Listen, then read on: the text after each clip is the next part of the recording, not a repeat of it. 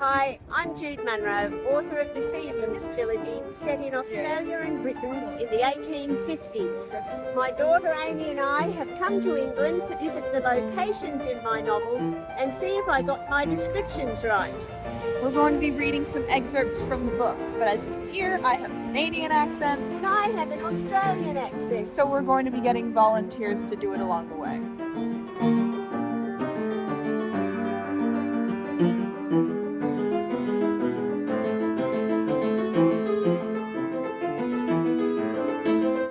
As you can see, I have my mock-up parody book cover here. The man from Snowy River won't be on the real one, but there will be some steampunk and some old school horsemanship, because that's the decade we're in, where technology and horsepower were battling it out to see which one would dominate. For those of you who know your flags, you will recognise King Richard's banner. It was King Richard II who gave the Weatherby family their title and lands. This is Rhys Weatherby. When we meet him, he is the heir to the family title. And this is Sarah Cartwright, lifetime army brat. You can see from the beautiful Southern Cross flag that my characters are going to end up on the Victorian goldfields, caught up in the Battle of the Eureka Stockade. And our story starts in London.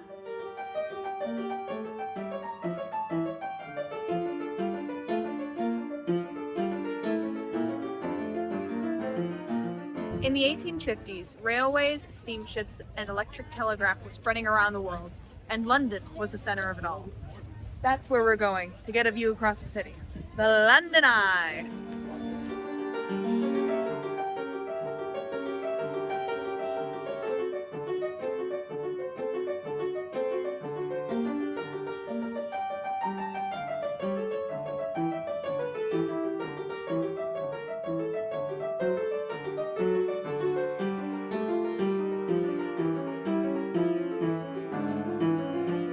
The Thames was a lot dirtier and stinkier in the 1850s, and very busy. This is what people would have seen looking east. All along the river, the ships were lined up, waiting to be loaded with goods and passengers. There were vessels of all types, sailing ships and steamers, cutters and brigs, tugs and ketches, sloops and schooners. They were draped with ropes and rigging and festooned with foreign flags. Say that 5 times fast. Uniform flags, best uniform flags, best uniform flags, best uniform flags, best uniform flags. It's our first ride in the London Eye. In the 1850s, people were having their first rides in elevators, but they were called vertical railways or ascending rooms. They didn't go quite this high, but they still gave a good view across the city. The ascending room elevated its passengers so high that they had a view across the entire city. It was a smoky view, with countless chimneys sending plumes of smoke into the cloudy sky. But there were domes and spires to be seen as well, enticing them to return to the streets and go in search of them. Westminster Palace was in a state of construction for most of the 1850s. Rhys Weatherby is destined to be the youngest lord in the House of Lords when he inherits his father's title. When he sees the completed building for the first time, with its bell tower, its central spire, and the colossal South Tower, his heart swells with pride, and he thinks, "This is where I'm meant to be."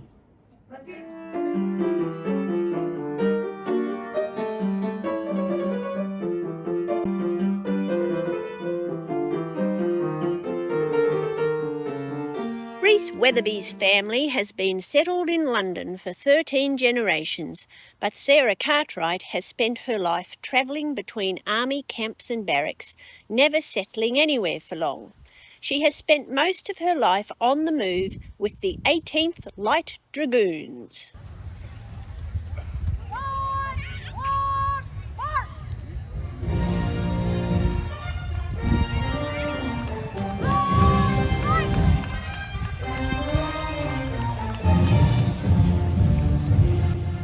Although they looked straight ahead, Sarah knew the cavalrymen were enjoying the attention as they returned to their home base after wintering in the south. Parades were a highlight in the long days of travel over roads made muddy by the spring rains. The soldiers trotted along on sleek mounts in their hussar uniforms, the embodiment of the regimental motto. Fortune favours the bold! The Cartwright family accompanied Charles to the Horse Guards building in Whitehall. They were all impressed by its bold grey stone facade. It was the power center of the British military, where countless fateful decisions had been made, and Sarah was proud that her father had been called there. They wished him good luck before he marched between the sentries, mounted on their Irish blacks. Are you ready for your close-up, sir? The Cartwright family took the chance to be tourists for a day. They walked across the large parade grounds behind the Horse Guards building, then strolled through St James's Park, admiring the statues and fountains.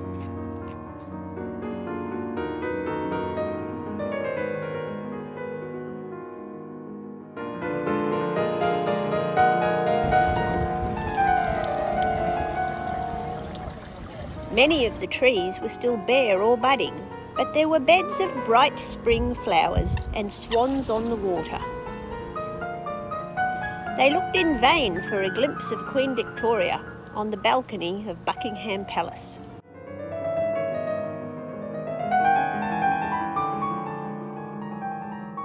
They were all in good humor when they returned to the Horse Guards complex, but it was quickly dispelled when Sarah's father came marching out, looking very grim. Sarah wondered what they had said to make him look like that.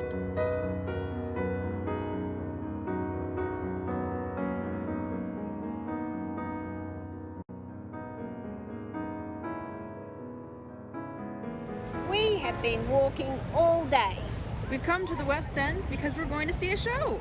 but let's see how Trafalgar Square has changed since the Cartwright family came to visit in 1854.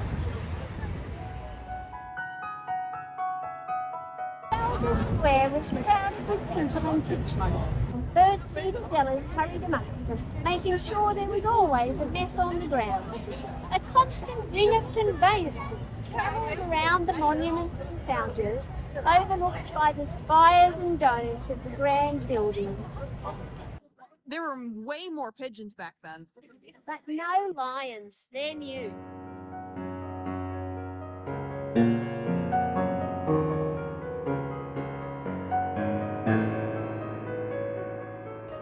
Here we are at St Martin's in the Field, the scene of several funerals, including the funeral of a Scottish bell ringer very early one morning.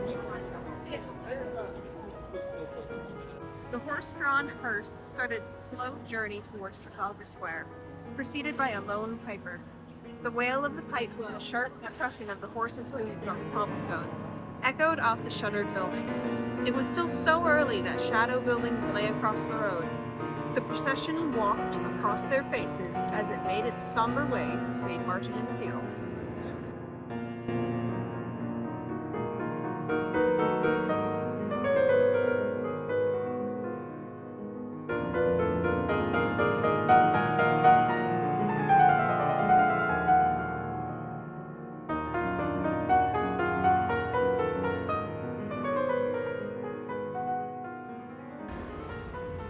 The mourners took their places and the vicar conducted their proceedings in seamless coordination with the organist and the choir. The sound of the hymns swelled up to the ceiling and reverberated around the nave. After a short but heartfelt service, the coffin was taken to a quiet corner of the churchyard. As it was lowered into the ground, the bell ringers took to the ropes in the tower, pulling the loops in a mesmerizing ritual, playing their favorite quartet peal.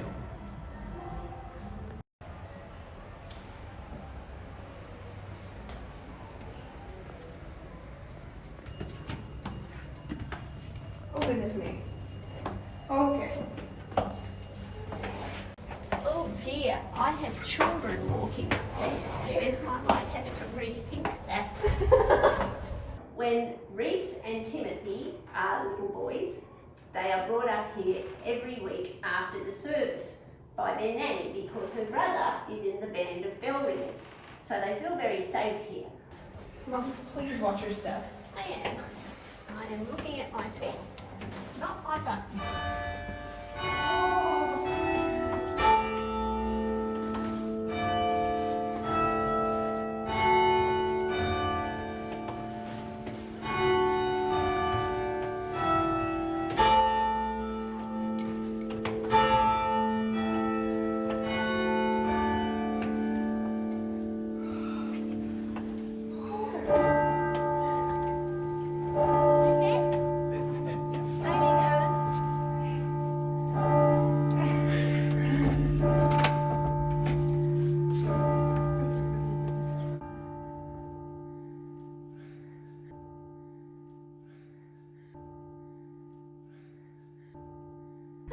Oh my god! Oh, we're alive!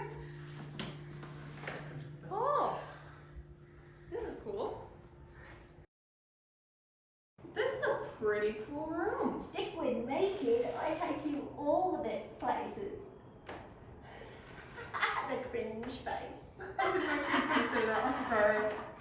Oh my gosh. This is a pretty cool room. What happens when you live here? When they are adults, they use it as a retreat. Sometimes when they're just overwhelmed by life, and on one occasion when they're being chased by the bad guys. Who are the bad guys? They're men from the railway gang. They started using the new railway network for criminal purposes. That's what really happened. So on that occasion, Reese climbs up the front stairs there to peer out the window and see if they're still lurking.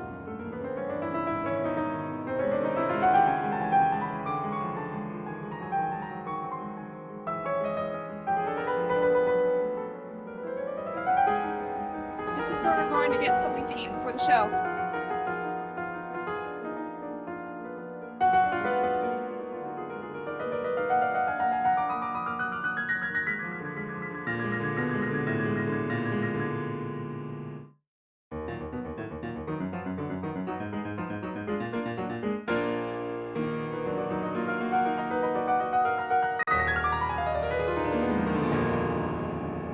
In the West End, the streets were as busy as ever. It was here that London's grandest people crossed paths with some of its poorest and most desperate. Peers and politicians rubbed shoulders with streetwalkers and hustlers. When Rhys Weatherby comes to see a play at the Haymarket, he meets someone who is destined to cause complications in his life. Rhys's companions were noisy, but the actors had strong voices. Rhys recognised them as Olivia and Leopold Hutton, renowned for their Shakespearean repertoire. Olivia was an ageing beauty with a compelling presence. Leopold was a great orator. He delivered long monologues in his resonating baritone, heavy with gravitas. Rhys was distracted by a watcher in the wings, a pretty young woman with golden hair, pale skin, and a willowy figure. All the emotions of the play passed over her face, and her whole body moved with them. She acted out every part, and Rhys never saw her get a word or a gesture wrong. When the 5 acts were finished, he cupped his hands over his mouth and shouted, "Bravo! Bravo!" The young lady looked up and met his eyes. He pointed at her and repeated, Bravo, bravo. Day 1 of our London leg is done. Join us for day 2 when we'll take you to some of the most interesting streets in London.